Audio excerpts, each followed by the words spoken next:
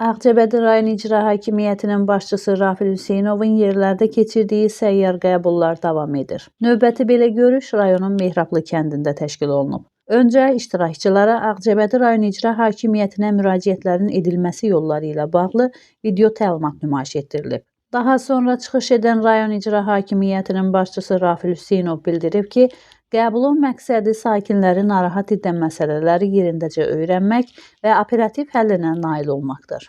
Görüşdə hüquq mühafizə orqanlarının, aidiyyəti idarə, müəssisə və təşkilatların rəhbərlərinin, həmçinin icra hakimiyyətinin məsul şəxslərinin iştirak etdiyini bildirən icra başçısı sonra sözü sakinlərə verib.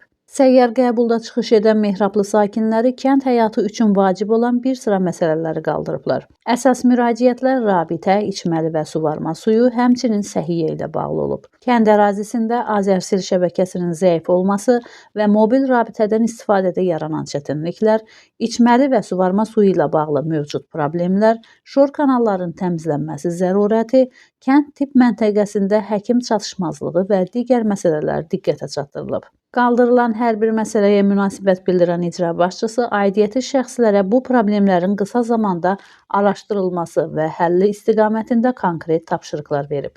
Kənd sakinləri müraciətlərinə göstərilən diqqət və qayğıya görə öz minnətdarlıqlarını bildiriblər. Məhsəti Musa, Kənan İsayev, Aran Ağcabədi internet televiziyası üçün.